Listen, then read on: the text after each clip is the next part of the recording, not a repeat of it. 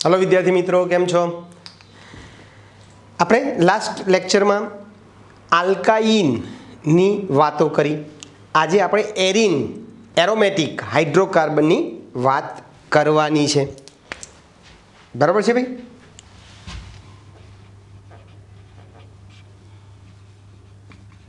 Aromatic hydrocarbon, aromatic hydrocarbon. એરોમાનો અર્થ શું થાય ભાઈ? એકચ્યુઅલી સુવાસ, સુગંધ થાય. એટલે જે પદાર્થમાંથી વિશિષ્ટ પ્રકારની સુગંધ મળતી હોય એ એમાં રહેલા ઘટક કાર્બનિક સંયોજનોને કારણે આવતી હોય. સપોઝ કે કડવી બદામ છે, લવિંગ છે, અજમો છે, તો આ બધામાંથી વિશિષ્ટ પ્રકારની આપણને સુગંધ મળે છે. એ સુગંધ કોને કારણે હોય છે? એમાં રહેલા ઘટક કાર્બનિક સંયોજનોને કારણે હોય છે. આવા ઘટક કાર્બનિક સંયોજનોને આપણે એરોમેટિક સંયોજન કહીશું. એટલે લવિંગ છે, અજમો છે, આ અજમામાં રહેલ વિશિષ્ટ પ્રકારની સૌરભ સુગંધ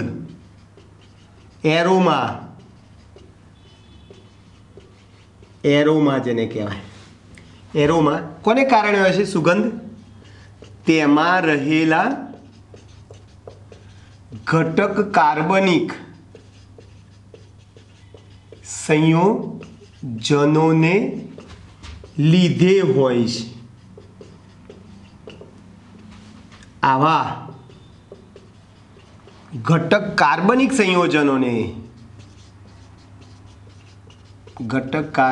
સંયોજનોને એરોમેટિક સંયોજનો કહીશું. એરોમેટિક સંયોજનો કહીશું. બરાબર છે. પછી કાર્બન અને હાઇડ્રોજન ધરાવતા એરોમેટિક સંયોજનોને એરોમેટિક હાઇડ્રોકાર્બન કહીશું. હે ને? કાર્બન અને હાઇડ્રોજન ધરાવતા એરોમેટિક સંયોજનોને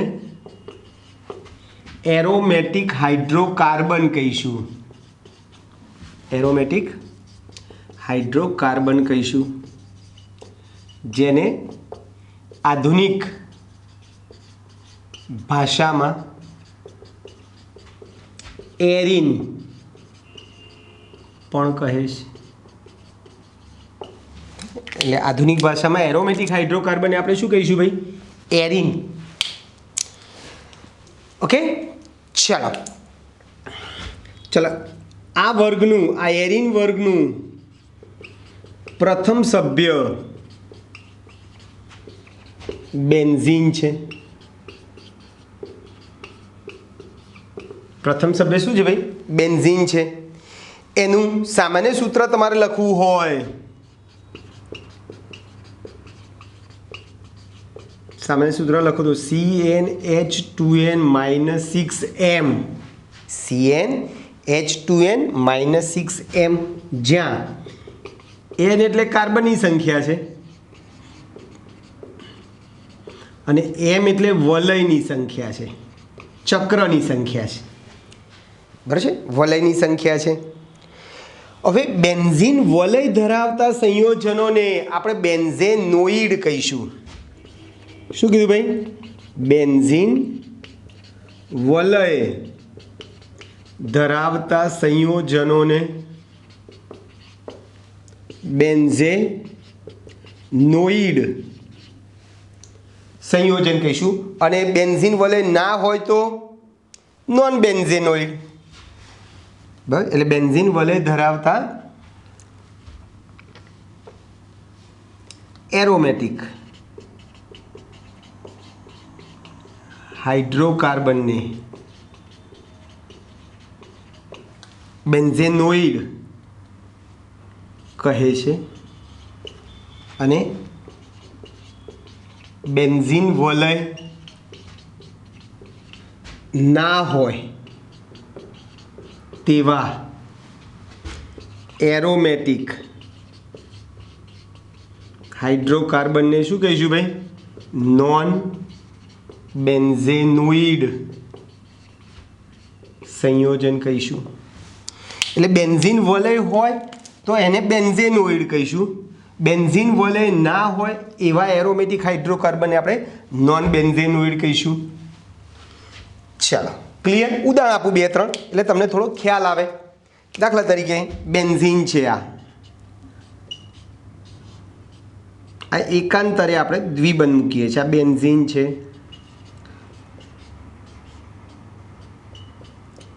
આને મિથાઇલ બેન્ઝીન કહેવાય, અથવા એનું પ્રચલિત નામ છે ટોલ્યુઇન. પ્રચલિત નામ શું છે ભાઈ? ટોલ્યુઇન છે. પછી બાયફિનાઇલ છે,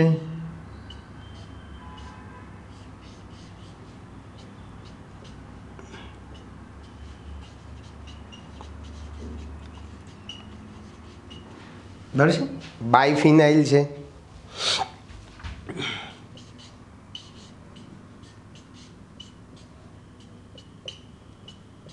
નેથેલિન છે, વગેરે વગેરે. તો આ બધા એરોમેટિક છે. બેન્ઝીન ચક્ર ધરાવતા સંયોજનોને આપણે બેન્ઝેનોઇડ કહીશું, બરાબર છે. અને બેન્ઝીન ચક્ર ધરાવતા ના હોય એને નોન બેન્ઝેનોઇડ આ રીતે.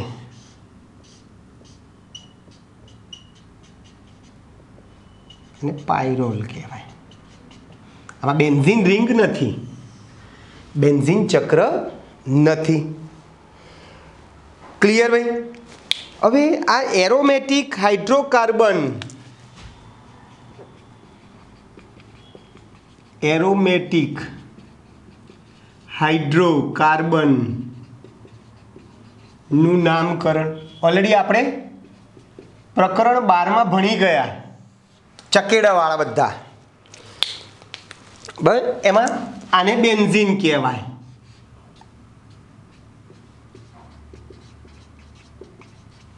બેન્ઝીન છે, બરાબર છે. પછી બરાબર યાદ રાખજો, આ ખૂણાની સાપેક્ષમાં આ ઓર્થો કહેવાય, બે પાસ પાસેને ઓર્થો સ્થાન કહેવાય, આ મેટા સ્થાન કહેવાય અને આ પેરા સ્થાન કહેવાય. ઓર્થો, મેટા અને પી મીન્સ પેરા સ્થાન છે. અથવા આને આપણે નંબર પણ આપીએ છીએ. આનો નંબર 1 2 3 4 5 6. એટલે મારો ઓર્થોમ નંબર આપવો તો 1 2 આપવાનો. 1 2 આ 1 આની સાપેક્ષમાં કહે છે, એટલે 1 અને 2. પછી મેટા આપો તો 1 અને 3, અને પેરા આપો તો 1 અને 4. હવે તમને બધાને ખબર છે કે ભાઈ બેન્ઝીનમાં હમણાં આપણે સાબિત કરીએ છીએ કે બેન્ઝીનમાં બધા જ કાર્બન અને બધા જ હાઇડ્રોજનની ગુણવત્તા સમાન છે. એટલે બેન્ઝીનમાં એક હાઇડ્રોજનનું વિસ્થાપન આ દરેક ખૂણા ઉપર એકચ્યુઅલી શું હોય છે? બેન્ઝીનમાં દરેક ખૂણા ઉપર આમ કાર્બન હાઇડ્રોજન હોય.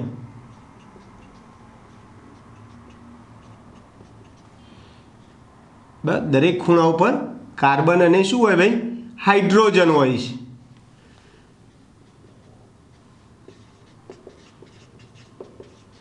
તો આ બેન્ઝીનમાંથી કોઈ પણ 6 હાઇડ્રોજન છે અને 6 કાર્બન છે, બધા સમતુલ્ય છે, એમના સ્થાન નિશ્ચિત છે. કેવી રીતે? હમણાં હું સોલ્વ કરી આપું તમને. તો બેન્ઝીનમાંથી એક હાઇડ્રોજનનું વિસ્થાપન અન્ય પરમાણુ કે સમૂહ દ્વારા થાય તો મોનોવિસ્થાપિત સંયોજન મળે. જે માત્ર એકને એક જ હોય, જે માત્ર એક જ હોય છે. આ રીતે દાખલા તરીકે આ બેન્ઝીન છે, અહીંયા હું એક H દૂર કરું ત્યાં Cl લગાવું તો આને ક્લોરોબેન્ઝીન કહેવાય. શું કહેવાય ભાઈ? ક્લોરોબેન્ઝિન. જોજો, તમે કોઈ કહે સાહેબ હું અહીંયા Cl લગાવું તો આને પણ ક્લોરોબેન્ઝિન કહેવાય. તમે અહીંયા Cl લગાવો તો આને પણ ક્લોરોબેન્ઝિન. કોઈ પણ 6 માંથી કોઈ પણ ખૂણા ઉપર એક Cl લગાવો તો એને ક્લોરોબેન્ઝિન જ કહેવાય. એટલા માટે જ કીધું ને, જે માત્ર એક જ હોય છે, એક વિસ્થાપિત સંયોજન એક જ હોય. એટલે તમે આ 6 માંથી કોઈ પણ ખૂણા ઉપર તમે કોઈ પણ એક H દૂર કરીને ત્યાં Cl લગાવો તેને ક્લોરોબેન્ઝિન જ કહેવાય. બરાબર? એટલે આમાં આગળ હેલો સમૂહનું નામ અને પાછળ બેન્ઝિન લખવામાં આવે છે. Br હોય તો બ્રોમોબેન્ઝિન. બોલો, NO2 હોય તો નાઇટ્રોબેન્ઝિન. CH3 હોય તો મિથાઇલ બેન્ઝિન. આ CH3 ને આપણે મિથાઇલ કહીશું, મિથાઇલ બેન્ઝિન. તો એક વિસ્થાપિતમાં તમારે આ રીતે તમે નામ આપી શકો છો. આગળ સમૂહ લખવાનો અને પાછળ પ્રત્યય તરીકે હંમેશા બેન્ઝિન લખવાનું. ચાલો ફરીથી, બેન્ઝિનમાંથી 2H નું વિસ્થાપન. બે સરખા કે બે જુદા જુદા? બે સમાન કે જુદા જુદા પરમાણુ કે સમૂહ દ્વારા થાય તો આપણને દ્વિવિસ્થાપિત સંયોજનો મળે છે, જે 3 પ્રકારના હોય છે. એટલે એના 3 સમઘટક કહેવાય. હમણાં સમઘટક આપણે લઈએ છીએ જે 3 પ્રકારના હોય છે. કયા 3? Ortho, para, meta. એમાં તમારે શું કરવાનું? નામ આપવાનું, નંબર આપવાના. આ રીતે સપોઝ કે એક વિસ્થાપિત આ ક્લોરોબેન્ઝિન, પણ અહીંયા હું Cl લખું ને તો આને શું કહેવાય? ઓર્થો 2 Cl છે, ડાયક્લોરોબેન્ઝિન. અથવા આપણે ઓર્થોને શું કીધું? નંબર આપવા પડે 1 2. આ પહેલા ઉપર અને બીજા ઉપર, એટલે 1 2 ડાયક્લોરોબેન્ઝિન. એક જ પ્રકારના લો, જુદા જુદા પ્રકારના પણ તમે લઈ શકો છો. આ ઓર્થો થયું. ચાલો, આ મેટા ડાયક્લોરોબેન્ઝિન. અથવા કયો નંબર છે? પહેલો અને આ 1 2 3, એટલે પહેલો ને ત્રીજો આવ્યો, એટલે 1 3 ડાયક્લોરોબેન્ઝિન.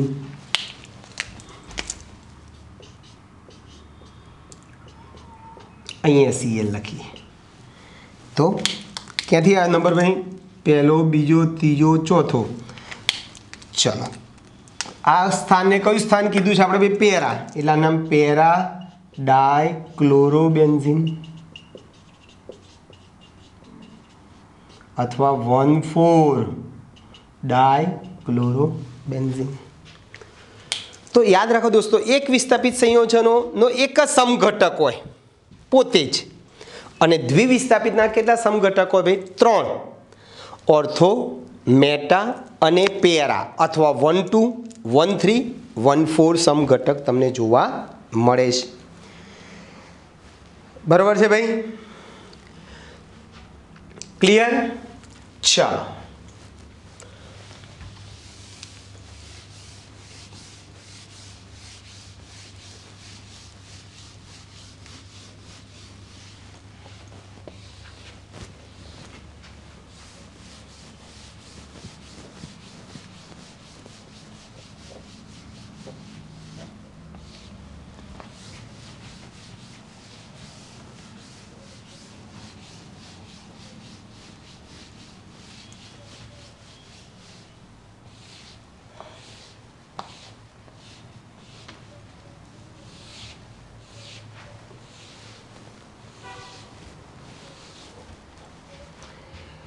ચાલો પછી એના સમઘટકોની આપણે વાત કરી.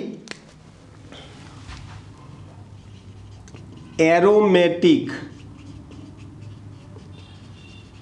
હાઇડ્રોકાર્બન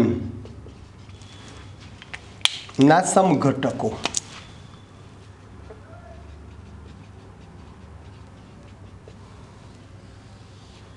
તો યાદ રાખજો, એક વિસ્થાપિત સંયોજનના સમઘટક હોય નહીં. એક વિસ્થાપિત અથવા મોનોવિસ્થાપિત બેન્ઝીન, બરાબર, એટલે એરોમેટિક હાઇડ્રોકાર્બન.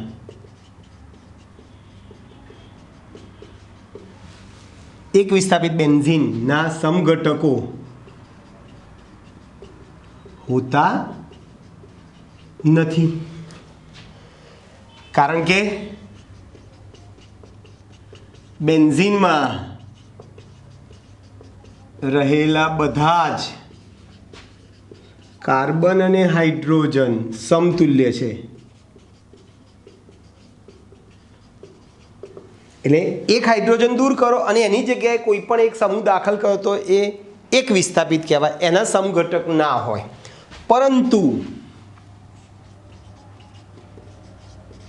દ્વિવિસ્થાપિત બેન્ઝીનના કેટલા સમઘટકો છે ભાઈ? 3 સમઘટકો જોવા મળે છે. બરાબર, 1 2 1 3 અને 1 4. બરાબર, દાખલા તરીકે આ રીતે.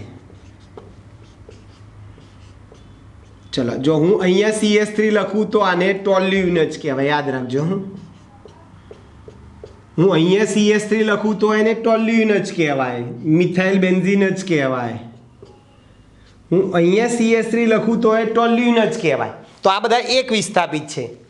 કોઈ પણ 6 માંથી કોઈ પણ કાર્બન સાથે એક CS3 જોડો, એક હાઇડ્રોજન વિસ્થાપન એક CS3 દ્વારા કરો તો એક વિસ્થાપિત જ મળે, આને ટોલ્યુઇન કહેવાય. પણ 2 હોય, 2 હાઇડ્રોજન વિસ્થાપન આમ કરું, જો CS3 કરી દઉં તો આ દ્વિવિસ્થાપિતના 3 સમઘટક મળે. આને ઓર્થો કહેવાય, આને મેટા કહેવાય, આને કયું સ્થાન કહેવાય? પેરા.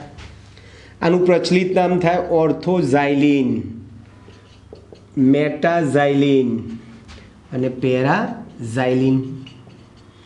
IUPAC નામ આપવું હોય તમારે તો 1 2 1 3 1 2 3 4. બરાબર, તો આનું નામ 1 2 ડાયમિથાઇલ, 2 CS3 છે ને, 1 2 ડાયમિથાઇલ બેન્ઝીન. બોલો, આનું નામ આપવું હોય તો 1 3 ડાયમિથાઇલ બેન્ઝીન. આનું નામ 1 4 ડાયમિથાઇલ બેન્ઝીન. ક્લિયર દોસ્તો? ચલો, 2 કરતાં વધુ, 2 કરતાં વધુ હાઇડ્રોજનનું વિસ્થાપન થાય ત્યારે કેવી રીતે નામકરણ કરીશું ભાઈ? ત્યારે જે તે સમૂહ ના ઓછામાં ઓછા નંબર આપીને નામકરણ કરવામાં આવે છે.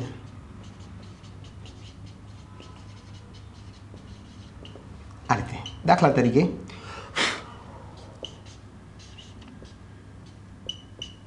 જો એકલો CS3 હતો આને ટોલ્યુઇન કહેવાય. જો અહીંયા એક NO2 લગાવ્યો તો આને ઓર્થો નાઇટ્રો ટોલ્યુઇન કહેવાય. બરાબર, ઓર્થો નાઇટ્રો ટોલ્યુઇન. પણ હું અહીંયા પણ NO2 લગાવું તો તમારે પછી શું કરવું પડે ભાઈ? નંબર આપવા પડે. નંબર અહીંયાથી આપવાનો 1 2 3 4. તો NO2 ક્યાં છે? બીજાને ચોથા ઉપર 2 4 2 NO2 ડાયનાઇટ્રો મિથાઇલ બેન્ઝીન અથવા ટોલ્યુઇન. 3 હોય આ રીતે.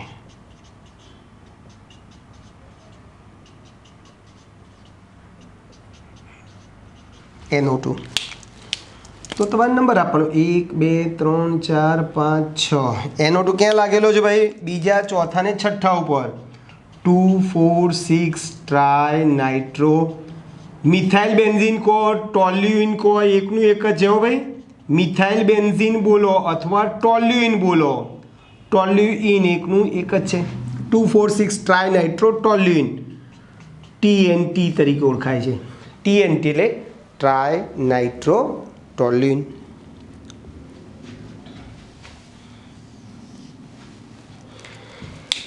ક્લિયર દોસ્તો તો તમારે એક જ સમૂહ હોય ત્યારે સમૂહનું નામ આગળ લખી પાછળ બેન્ઝીન લખવાનું બે સમૂહ હોય તો ઓર્થો પેરા પ્રમાણે નામ આપવાનું અને બે કરતાં વધારે સમૂહ જો દાખલ થયેલા હોય બેન્ઝીનમાં તો એમના ઓછામાં ઓછા નંબર આપી એ સમૂહનું નામ લખી અને છેલ્લે આપણે બેન્ઝીન લખીએ છીએ પછી બેન્ઝીનનું બંધારણ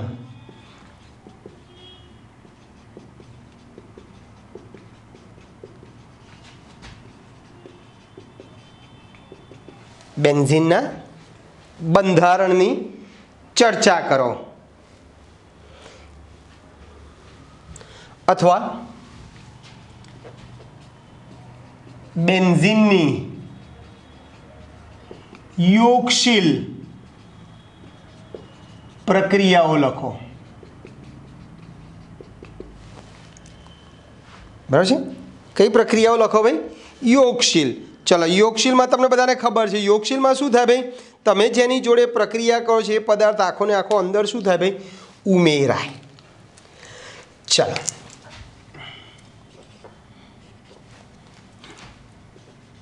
બેન્ઝીન યોગ્ય પ્રક્રિયા પરિસ્થિતિમાં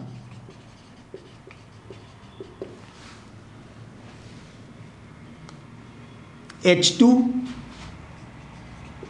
Cl2 અને O3 ઓઝોન સાથે યોગશીલ પ્રક્રિયાઓ આપે છે કરે છે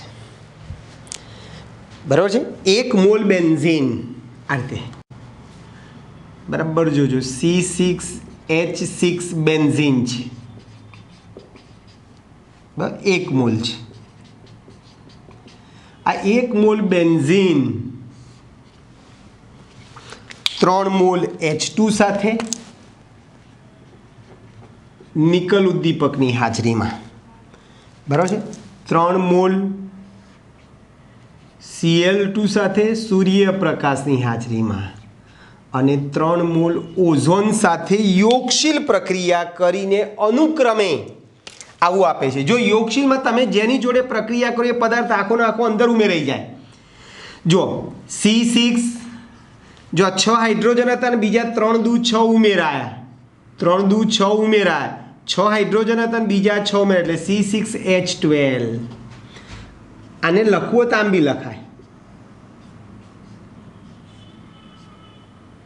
જો દરેક ખૂણા ઉપર શું હોય ભાઈ CH2 હોય તો C6H12 થાય CH2 દરેક ખૂણા ઉપર અથવા મેં કીધું એ પ્રમાણે તમારે આવું કશું લખવા નહીં ખાલી આ રીતે સર્કલ મૂકો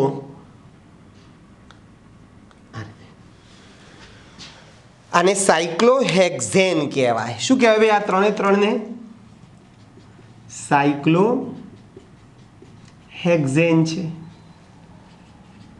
સાયક્લોહેક્ઝેન છે ચલો પછી આની Cl2 સાથે 3 મોલ Cl2 સાથે પ્રક્રિયા કરીએ તો C6H6 તો છે અને આ 3 દૂ 6 Cl જોડી ગયા C6H6 Cl6 આને આમ પણ લખાય બસ દરેક ખૂણા ઉપર HCl કરો આ રીતે લખીએ ચલો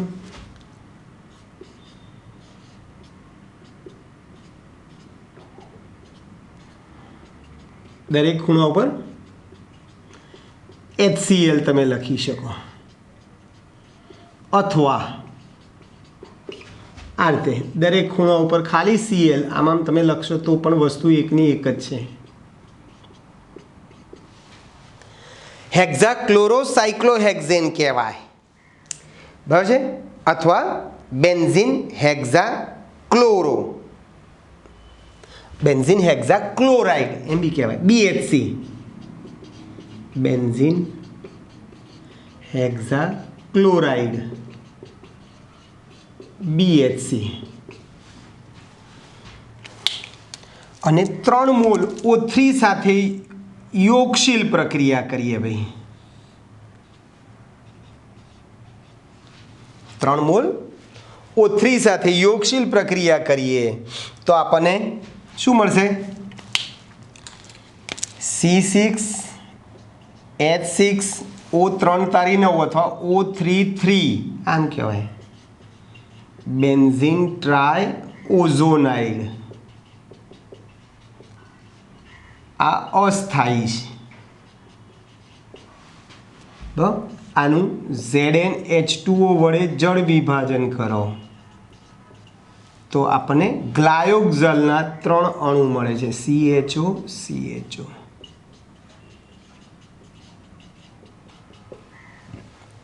બરાબર છે ભાઈ, શું મળે છે ભાઈ? ગ્લાયોક્ઝલના 3 અણુ મળે છે વત્તા 3H2O2, આમ લખી દઈએ, ચાલો 3H2O2 અહીંયા લખીએ. ચાલો, તો આ 3 યોગશીલ પ્રક્રિયાઓ થાય છે, બરાબર યાદ રાખજો ભાઈ. હવે તમે જુઓ છો તો આ 3 યોગશીલ પ્રક્રિયાઓ, બેન્ઝીન 1 મોલ બેન્ઝીન એ 3 મોલ H2, 3 મોલ Cl2 અને 3 મોલ O3 સાથે યોગશીલ પ્રક્રિયા કરે છે, જે સૂચવે છે કે બેન્ઝીનમાં 3 દ્વિબંધ છે. યાદ રાખો, જેટલા મોલ સાથે યોગશીલ પ્રક્રિયા થાય ને એટલા દ્વિબંધ છે એમ કહેવાય. 1 મોલ H2 સાથે યોગશીલ પ્રક્રિયા થતી હોય તો 1 દ્વિબંધ કહેવાય, 2 મોલ H2 સાથે યોગશીલ પ્રક્રિયા થાય તો 2 દ્વિબંધ કહેવાય, 3 મોલ H2 સાથે યોગશીલ પ્રક્રિયા થાય તો 3 દ્વિબંધ છે એમ કહેવાય, બરાબર છે. એટલે આ 3 પ્રક્રિયાઓ શું સૂચવે છે? બેન્ઝીનમાં 3 દ્વિબંધ છે. ઉપરોક્ત 3 નિપજો કઈ ભાઈ? સાયક્લોહેક્ઝેન,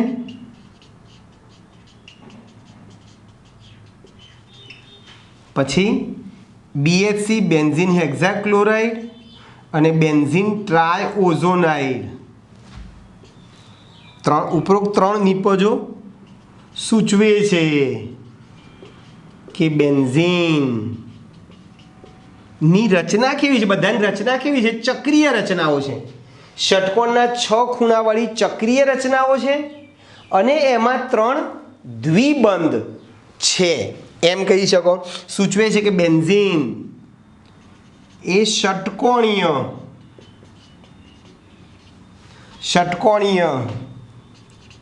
ચક્રીય રચના ધરાવે છે અને બેન્ઝીનમાં 3 દ્વિબંધ છે. યાદ રાખો, 3 યોગશીલ પ્રક્રિયામાં 3 પ્રક્રિયકના 3 મોલ વપરાય છે, જે સૂચવે છે કે બેન્ઝીનમાં 3 દ્વિબંધ છે. આ 3 નિપજો મળે છે. 3 નિપજના બંધારણ ષટકોણના 6 ખૂણાવાળી ચક્રીય રચના છે, માટે બેન્ઝીન ચક્રીય છે. આ ગ્લાયોક્ઝલના 3 અણુ મળે છે, એ સૂચવે છે કે બેન્ઝીનમાં કાર્બન વચ્ચે 3 એકલ બંધ છે, બરાબર છે. વધુમાં આ જે ગ્લાયોક્ઝલ નિપજ મળે છે તે સૂચવે છે કે બેન્ઝીનમાં 3 એકલ બંધ છે. તો આ યોગશીલ પ્રક્રિયાને આધારે આપણને બેન્ઝીન વિશે 3 વસ્તુ ખબર પડી. કઈ 3 વસ્તુ ખબર પડી હોય? તો કે ભાઈ બેન્ઝીનમાં 3 એકલ બંધ છે, આ નિપજ ઉપરથી ખબર પડી.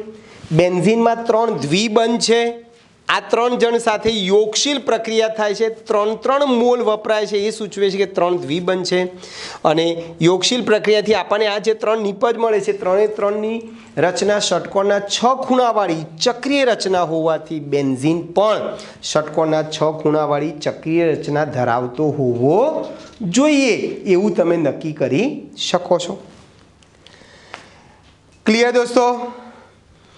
આને આધારે કેક્યુલેએ બેન્ઝીન માટે બંધારણ રજૂ કર્યું.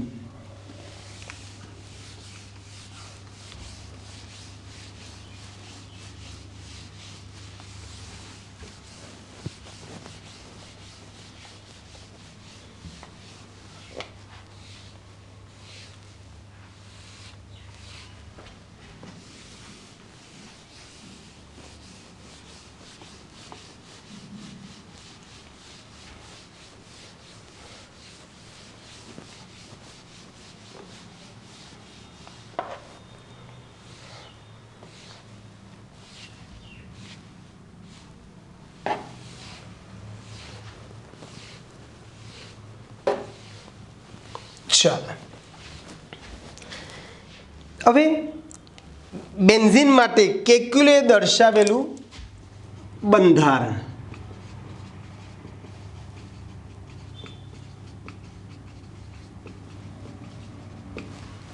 કેક્યુલે દર્શાવેલ બંધારણ.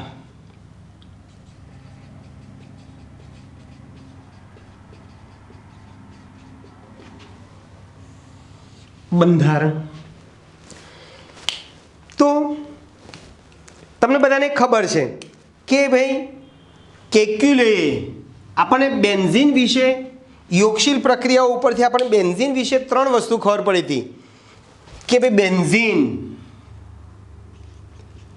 કેક્યુલે શું જાણતો હતો બેન્ઝીન વિશે કે ભાઈ બેન્ઝીનનું આણ્વીય સૂત્ર શું છે ભાઈ? C6H6 છે. બેન્ઝીનમાં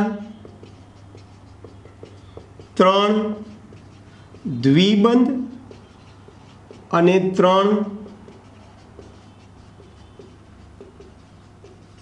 એકલ બંધ છે. અને બેન્ઝીન ષટકોણીય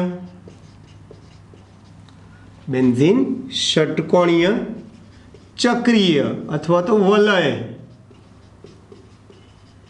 રચના ધરાવે છે. બેન્ઝીનમાં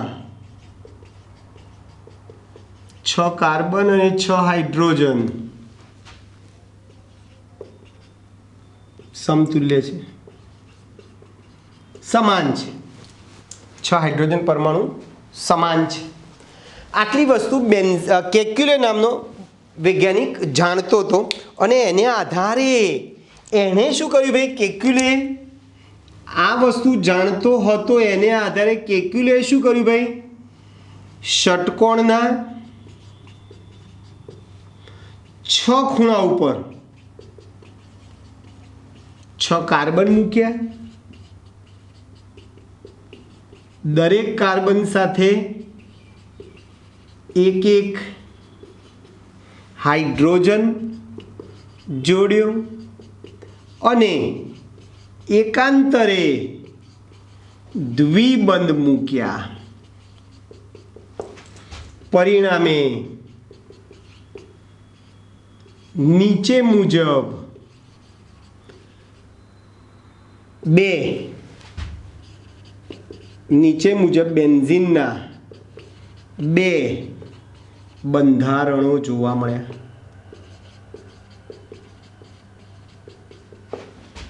જેને કેક્યુલેના બેન્ઝીન બંધારણ કહીશું. કેક્યુલેના બેન્ઝીન બંધારણ કહીશું.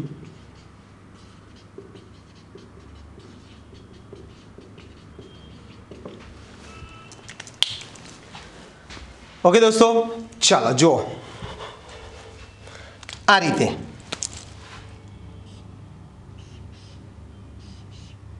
શું કીધું ભાઈ?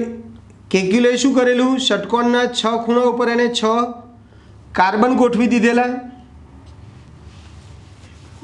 મોટું દોરીએ,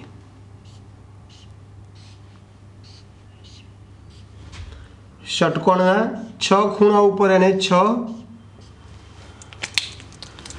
જો ષટકોણના 6 ખૂણા ઉપર એને 6 કાર્બન ગોઠવી દીધા.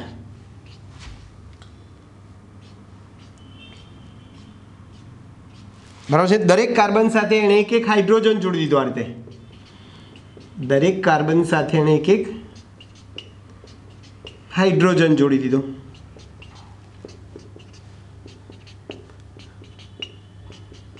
અને પછી એકાંતરે દ્વિબંધ મૂક્યા.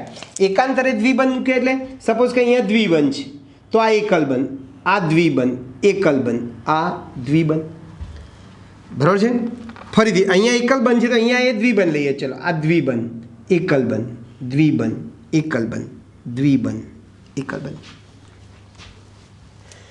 તો જુઓ આ બંને સૂત્રો એકબીજામાં સતત અને ત્વરિત રૂપાંતર થાય છે ભાઈ. જો આ બંનેના બંધારણ જે છે તમે જુઓ, એ અને બી જે છે ને એ એકબીજામાં સતત અને ત્વરિત રૂપાંતર થાય. જુઓ અહીંયા એકલબંધ છે, અહીંયા દ્વિબંધ છે. જ્યાં દ્વિબંધ છે ત્યાં અહીંયા એકલબંધ છે, અને અહીંયા જ્યાં એકલબંધ છે ત્યાં અહીંયા દ્વિબંધ છે. એટલે એકલબંધનું દ્વિબંધ અને દ્વિબંધનું એકલબંધમાં સતત અને ત્વરિત રૂપાંતર થાય છે, જેને આપણે સંસ્પંદન ઘટના કીધી છે. અને એ બંને વચ્ચેનું આપણને બંધારણ બેન્ઝીન માટે આવું પછી મળતું હતું. બેન્ઝીનનું બંધારણ આપણને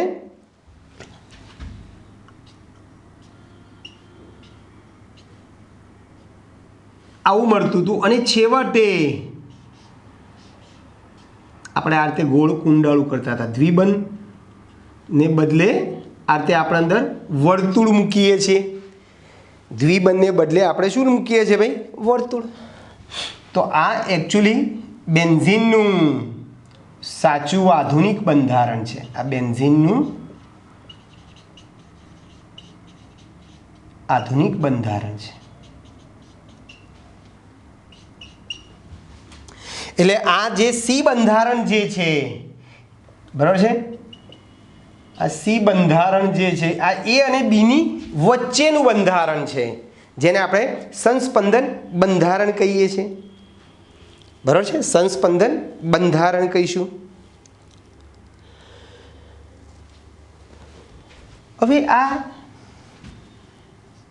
કેક્યુલે જે બેન્ઝીનનું બંધારણ રજૂ કર્યું એની કેટલીક મર્યાદાઓ છે. કેક્યુલે ના બેન્ઝીન બંધારણ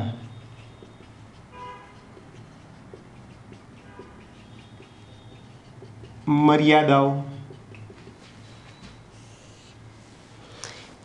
એને આ એ અને બી બંધારણ રજૂ કરેલા. હવે એ અને બીમાં તો તમે સ્પષ્ટપણે જોઈ શકો છો કે 3 દ્વિબંધ અને 3 એકલબંધ છે. એટલે બ્રોમિન બેન્ઝીન જે છે એકચ્યુઅલી દ્વિબંધ હોય ને તો બેન્ઝીન જે છે એ Br2 અથવા તો KMnO4 નો રંગ દૂર કરે. અહીંયા રંગ દૂર નથી કરતા. બંધારણ એ અને બી બેન્ઝીનનું, અહીંયા બેન્ઝીનનું બંધારણ એ અને બી એ Br2 અને KMnO4 નો રંગ દૂર કરતો નથી.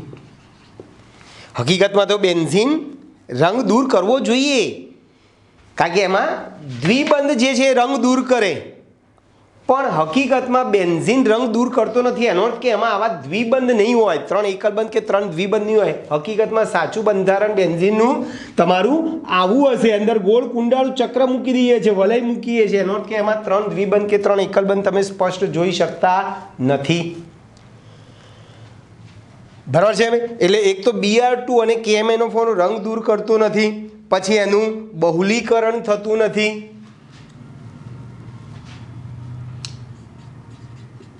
બેન્ઝીનનું બહુલીકરણ થતું નથી. બેન્ઝીન દ્વિબંધ ધરાવતા સંયોજનો અસ્થાયી હોય. હવે આ બંધારણ જો તમે જુઓ તો 3 દ્વિબંધ છે, તો બેન્ઝીન વધુ અસ્થાયી હોવું જોઈએ, પણ બેન્ઝીન સ્થાયી છે. બસ બેન્ઝીનમાં 3 દ્વિબંધ હોવા છતાં તે સ્થાયી છે. દ્વિબંધ ધરાવતા સંયોજનો યોગશીલ પ્રક્રિયાઓ આલે, વિસ્થાપન પ્રક્રિયાઓ ના આપે, પણ બેન્ઝીન આલ્કેનની જેમ વિસ્થાપન પ્રક્રિયાઓ આપે છે. બેન્ઝીન યોગશીલ આપે છે, નથી આપતા એમ હું નથી કહેતો, પણ માત્ર ને માત્ર 3 પ્રક્રિયક H2Cl2 અને O3 આ 3 જણ સાથે જ યોગ્ય પ્રક્રિયા પરિસ્થિતિમાં જ યોગશીલ પ્રક્રિયા આપે છે. દ્વિબંધ ધરાવતા સંયોજનો વિસ્થાપન પ્રક્રિયા ના આપે પણ આપે છે. એનો અર્થ એવો થયો કે બેન્ઝીનમાં આવું દ્વિબંધ નહીં હોય. આવું તમે ગોળ સર્કલ કરી દો, એનો અર્થ કે એમાં તમે કહી ના શકો કે આમાં 3 દ્વિબંધ છે કે 3 એકલબંધ છે. એટલે એકચ્યુઅલી કેમ એવું થાય છે હું હમણાં તમને કહું છું. એટલે બેન્ઝીન આલ્કેનની જેમ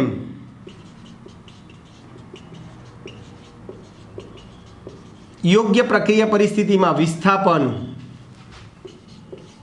પ્રક્રિયાઓ આપે છે.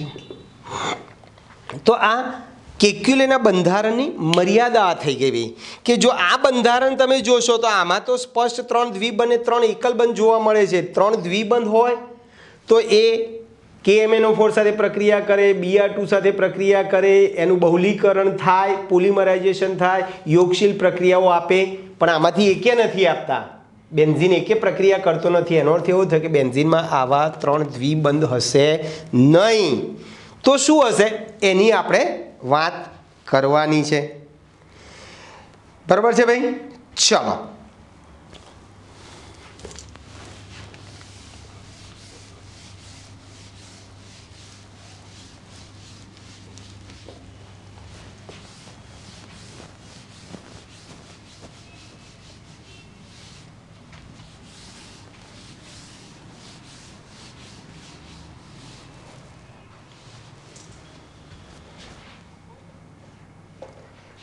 બેન્ઝીનમાં કાર્બનની સમતલીય રચના.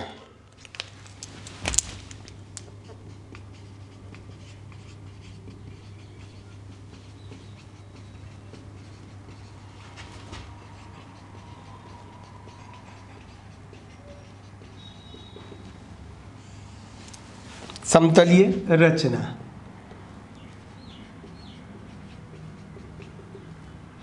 સમજાવો.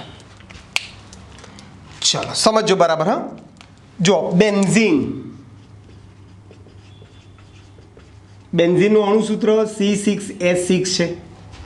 ચલો કાર્બનની ઇલેક્ટ્રતા લખો 1s2 2s1 2px1 2py1 2pz1.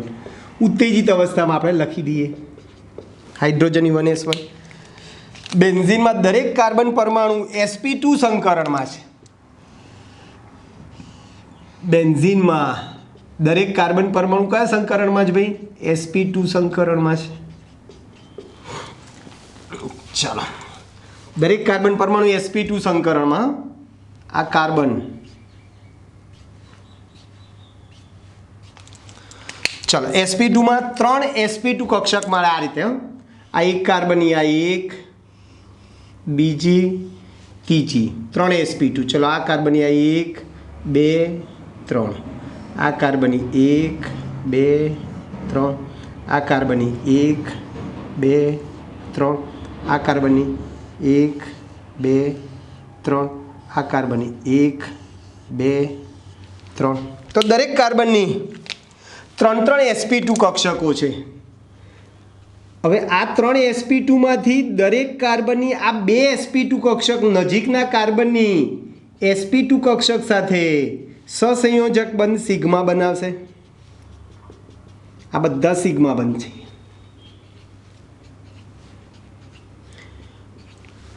ચાલો, હવે દરેક કાર્બનની એક sp2 બાકી છે.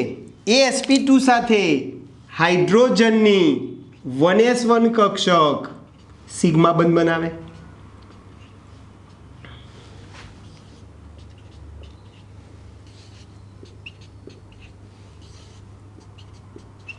આ કાર્બનની 3 sp2 માંથી 2 sp2 નજીકના કાર્બનની 2 sp2 સાથે સિગ્મા બંધ બનાવ્યો, બરાબર છે.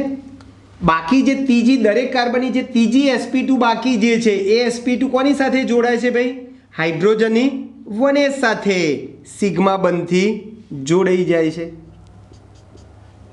એટલે કુલ કેટલા સિગ્મા બંધ બન્યા ભાઈ? 12 સિગ્મા બંધ બન્યા. જુઓ 6 કાર્બન હાઇડ્રોજન વચ્ચે અને 6 કાર્બન કાર્બન વચ્ચે. એટલે આને હું આમ લખું, આ રીતે થોડુંક સાદી રીતે લખીએ આપણે.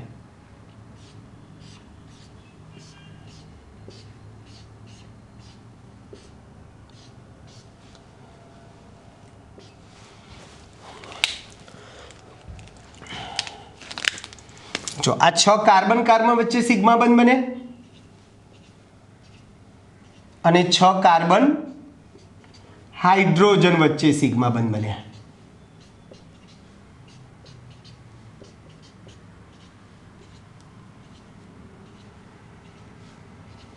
ચાલો થઈ ગયા ભાઈ 12 સિગ્મા બંધ.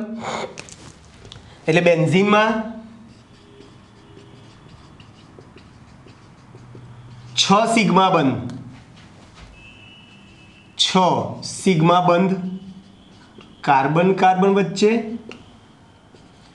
6 સિગ્મા બંધ કાર્બન હાઇડ્રોજન વચ્ચે, બરાબર છે, બને છે. હવે જુઓ દરેક કાર્બનની આ 2pz કક્ષક સંકરણમાં ભાગ લેતી નથી. 2pz કક્ષક સંકરણમાં ભાગ લેતી નથી. એ આ સિગ્મા બંધના સમતલને આમ લંબ રૂપે ગોઠવાય. આ 2pz છે. આ દરેક કાર્બનની 2pz કક્ષક સંકરણમાં ભાગ લેતી નથી. તે સિગ્મા બંધના સમતલને કેવી રીતે ગોઠવાય ભાઈ? લંબ રૂપે ગોઠવાય. બરાબર છે, સિગ્મા બંધના સમતલને લંબ રૂપે ગોઠવાય. હવે આ 2pz આ એક કાર્બનની 2pz છે, બરાબર છે. આ 2pz છે, આ બીજા કાર્બનની 2pz છે. આ 2pz વચ્ચે સંમિશ્રણ થાય તો આ સિગ્મા બંધના સમતલને દૂર લંબ રૂપે કયો બંધ બને ભાઈ? પાઈ બંધ બને. આ લંબ રૂપે પી કક્ષક ગોઠવાય છે એ પાઈ બંધ બને. એટલે આ રીતે જો એકાંતરે પાસ પાસેની બે કાર્બનની pz કક્ષક વચ્ચે સંમિશ્રણ થાય તો પાઈ બંધ બને ભાઈ. તો જુઓ આનું સ્ટ્રક્ચર આવું થશે.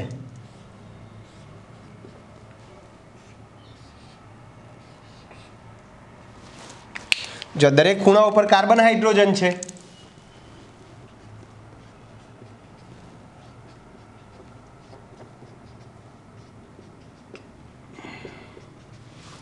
આ બધા 12 સિગ્મા બંધ બન્યા અને અહીંયા આ કાર્બન કાર્બન વચ્ચે આ કાર્બનની 2pz આ કાર્બનની 2pz વચ્ચે સંમિશ્રણ થાય તો પાઈ બંધ અહીંયા બને. સંમિશ્રણ અહીંયા થાય તો પાઈ બંધ અહીંયા બન્યો અને સંમિશ્રણ અહીંયા થાય તો પાઈ બંધ અહીંયા બન્યો. આ તમને મળ્યું કેકીલોનું બંધારણ એ. કેકીલોનું બંધારણ એ. ચાલો ફરીથી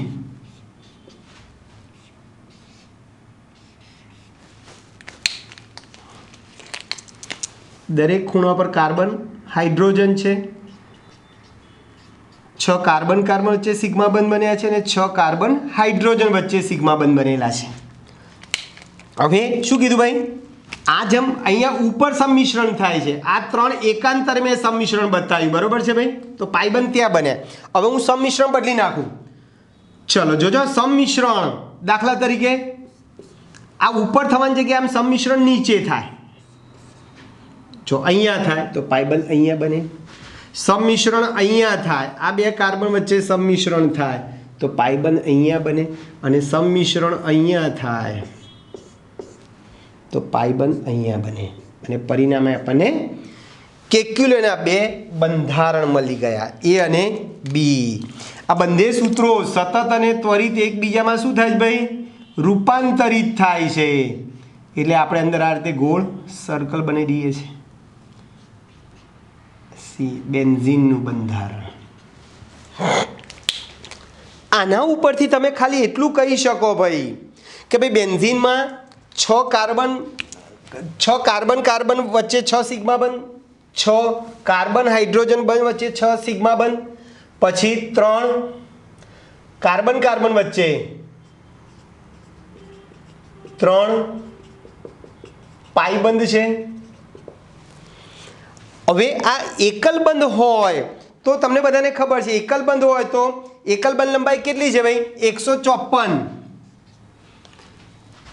આ એકલ બંધ લંબાઈ 154 પિકોમીટર છે.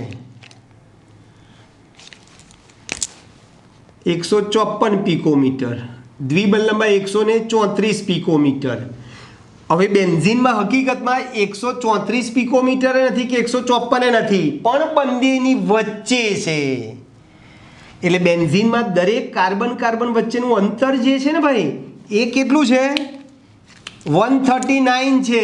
154 નથી કે 134 પણ નથી, પણ 139 પિકોમીટર છે. એટલે દરેક કાર્બન કાર્બન વચ્ચેનું અંતર સરખું છે. બેન્ઝીનમાં સીસી એકલ બંધ લંબાઈ 154 પિકોમીટર અને સી ડબલ બંધ સી દ્વિબંધ લંબાઈ 134 પિકોમીટર ની વચ્ચે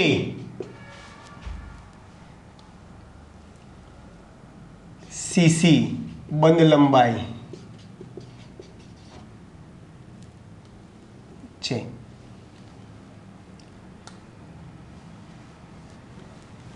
139 છે. એટલે બેન્ઝીનમાં 154 પિકોમીટર પણ નથી કે 134 નથી, પણ 139 છે.